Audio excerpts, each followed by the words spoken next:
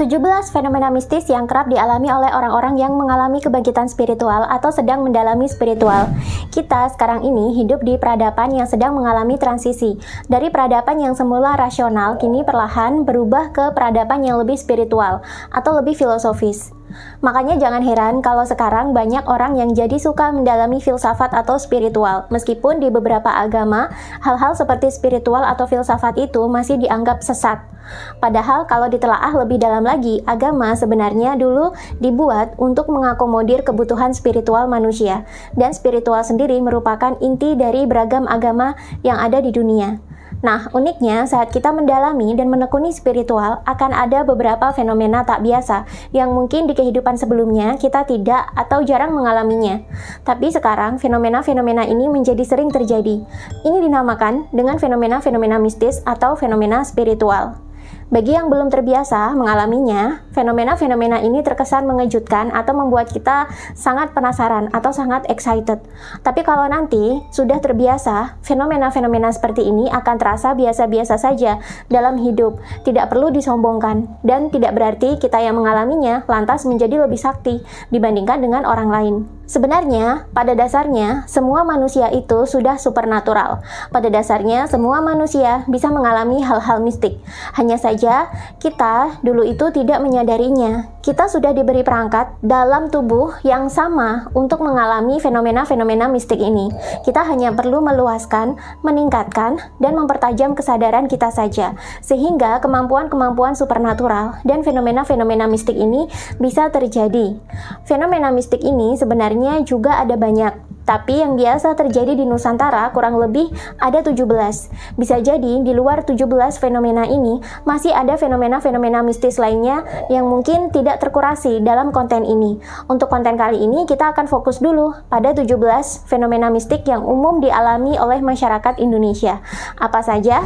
Jika Anda mengalami kebangkitan spiritual lalu punya intensi yang kuat untuk memperbaiki peradaban, punya keinginan untuk memutuskan karma leluhur dan membentuk DNA baru yang lebih sehat, Anda juga punya intensi yang kuat untuk kembali terkoneksi dengan leluhur dan kembali kepada ajaran kuno Nusantara, maka bisa jadi Anda adalah salah satu yang terpilih untuk membentuk tatanan dunia baru di Nusantara. Karena itu, jangan lupa untuk hadir di gathering tahun ini dengan tema Kebangkitan Nusantara bareng saya di beberapa kota, karena kita bakalan belak-belakan belajar kembali ilmu-ilmu rahasia Nusantara. Kita juga bakalan healing bareng dan meningkatkan kesadaran bersama untuk menyambut Nusantara sebagai mercusuar dunia. Abad 21 ini adalah waktunya Nusantara untuk kembali meraih masa kejayaannya. Baca deskripsi video dan daftarkan diri Anda sekarang karena seat untuk acara ini terbatas dan belum tentu akan saya adakan lagi. Saya tunggu kehadiran Anda semua di gathering offline tahun ini. 17 fenomena mistik atau fenomena spiritual yang banyak terjadi di Nusantara.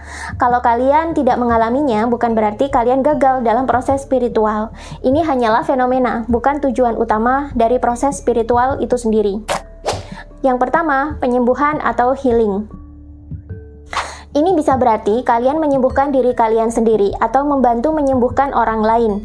Banyak spiritualis yang menjadi penyembuh atau healer setelah mereka sukses menyembuhkan diri mereka sendiri. Dan penyembuhan di sini berbeda dengan penyembuhan di barat yang modern, yang cenderung pakem dan hanya berfokus pada penyembuhan fisik saja melalui obat-obatan kimia dan peralatan modern. Penyembuhan di sini mencangkup dengan penyembuhan di luar itu, termasuk penyembuhan energi, penyembuhan mental dan kejiwaan, penggunaan herbal, dan bentuk-bentuk terapi penyembuhan holistik lainnya. 2. Mendapatkan wahyu, ilham, atau intuisi. Intuisi adalah petunjuk batin yang bisa kita dapatkan sehari-hari, dan sifatnya itu membantu, mengarahkan, atau melindungi kita. Intuisi adalah bentuk petunjuk yang datang dari dunia bawah sadar atau subconscious mind.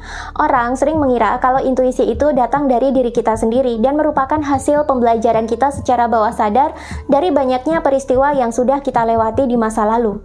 Intuisi juga kerap tercampur dengan petunjuk yang berasal dari malaikat, dewa, atau leluhur penjaga kita.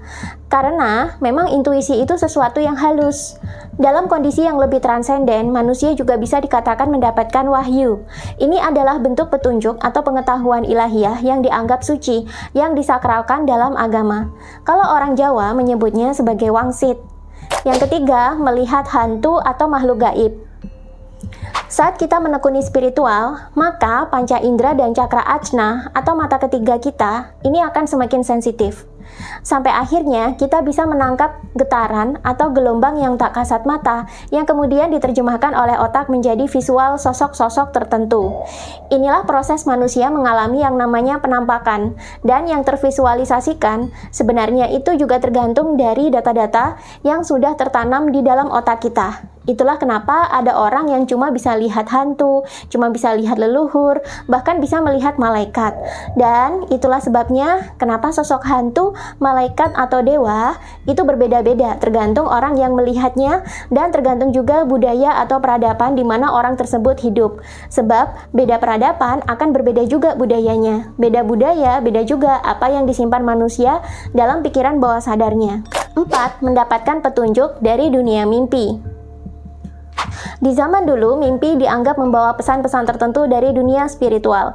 Mimpi dianggap memiliki petunjuk dan menjadi metode manusia untuk berkomunikasi dengan malaikat, dewa, bahkan dengan Tuhan langsung. Saat Anda mendalami spiritual seperti sekarang, paradigma kuno tentang dunia mimpi kembali terulang. Mimpi Anda kini bisa menjadi petunjuk dan perlindungan dari hal-hal yang tidak baik. 5. Mediumisasi, channeling, kerasukan, atau kerawuhan.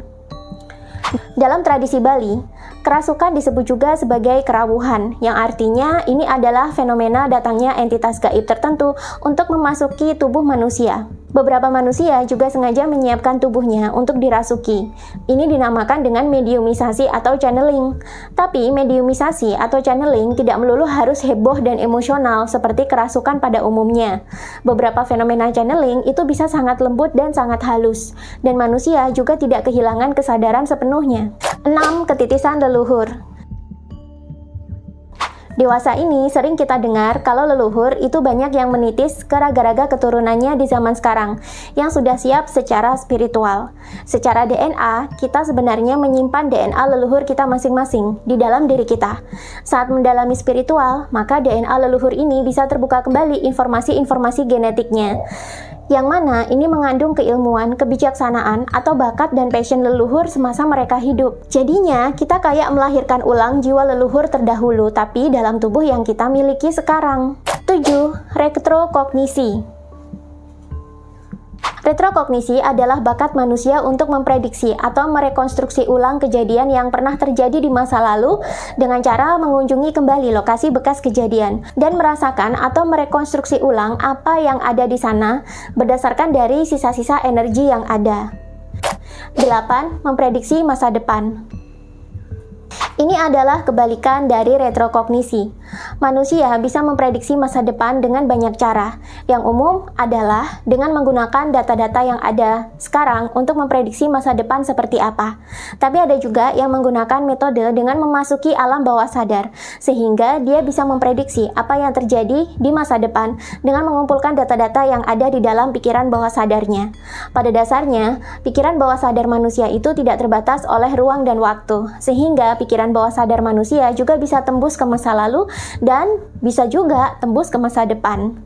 9. Merasakan energi orang lain. Ini biasanya dimiliki oleh orang-orang yang secara psikologi masuk ke dalam kategori empath. Empath ini adalah orang yang memiliki empati yang sangat tinggi. Seorang empath hanya dengan duduk atau berada di dekat orang lain saja, dia sudah bisa mengetahui perasaan, pikiran, dan watak orang tersebut. Karena ia membaca dan menyerap energi orang yang ada di dekatnya sepanjang hari. 10. Santet atau pelet. Pelet sebenarnya secara mekanisme kinerjanya itu mirip dengan santet. Hanya saja istilah santet biasanya dipakai untuk aktivitas melukai atau menyakiti orang lain. Kalau pelet sebatas membuat korban itu tergila-gila atau cinta mati terhadap pelakunya.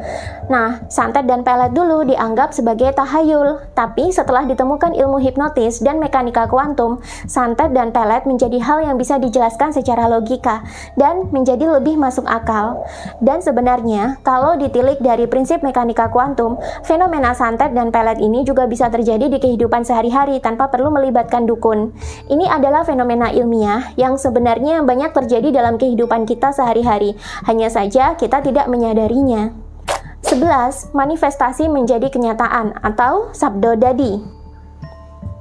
Semakin tinggi kesadaran manusia, semakin tinggi tingkatan spiritualnya, maka apa yang dimanifestasikan semakin mudah menjadi kenyataan. Ini tidak berhenti sampai dimanifestasi saja, tapi juga bisa sampai ke ucapan segala, alias apa yang diucapkan seseorang jadi mudah menjadi kenyataan. Nah, orang yang seperti ini dinamakan juga sebagai Sabdo Dadi. 12. Kemanunggalan dan pencerahan. Kemanunggalan adalah penyatuan alias fenomena menyatunya manusia dengan alam sekitarnya, atau menyatunya manusia dengan Tuhan. Di titik ini, manusia merasakan dirinya dengan sekitar itu sudah melebur menjadi satu kesatuan yang tidak ada bedanya dengan alam semesta. Fenomena kemanunggalan ini ternyata tidak hanya sehat untuk jiwa dan mental manusia saja. Setelah mengalami kemanunggalan, biasanya akan lebih banyak hal-hal ajaib terjadi dibandingkan dengan sebelumnya. Orang yang mengalami kemanunggalan biasanya dia juga mengalami pencerahan. 13. Mengetahui, melihat, mendengar, atau merasakan yang tidak orang lain rasakan. Semakin Anda mendalami proses spiritual, panca indera dan cakra ajna atau mata ketiga Anda juga akan semakin sensitif dan semakin peka. Kita akhirnya bisa melihat, mendengar, merasakan, dan mengetahui apa-apa saja yang tidak bisa disadari oleh orang awam. Fenomena ini lantas dikenal dengan nama clairvoyance, clairaudience, dan masih banyak lagi jenis clair-clair yang lain. 14. Astral projection. Dalam bahasa Jawa, ini disebut juga dengan meraga sukma. Ini adalah fenomena di mana tubuh astral manusia pergi meninggalkan tubuh fisik dan berkelana ke sana kemari, bahkan bisa saja masuk ke dalam mimpi orang lain. 15. Moksa. Moksa adalah fenomena terlepasnya manusia dari segala ikatan-ikatan dan kemelekatan duniawi. Dalam tradisi Hindu, moksa tidak hanya terjadi saat kita nanti mati aja. Manusia yang masih hidup di bumi pun bisa mengalami yang namanya moksa. Ketika kita mengalami keterlepasan dari segala kemelekatan duniawi, disitulah kita mengalami yang namanya moksa juga. 16. Deja vu. Deja vu adalah fenomena psikologis di mana manusia seperti mengulang kejadian yang sudah terjadi sebelumnya. Biasanya orang yang mengalami deja vu akan mengatakan, saya sudah melakukan ini sebelumnya. Inilah yang dinamakan deja vu. Deja vu juga ada beberapa macam. Ada deja vu di dunia nyata yang mengulang kejadian di masa lalu. Ada deja vu yang mengulang adegan di mimpi menjadi nyata di kehidupan yang sekarang. Atau deja vu mengunjungi tempat-tempat yang sudah diimpikan dalam tidur sebelumnya. Tidak termasuk dengan peristiwanya. 17. Past life regression. Past life regression adalah kondisi di mana kita akhirnya memunculkan kembali ingatan-ingatan atau memori saat kita hidup di masa lalu sebelum kita mengalami reinkarnasi.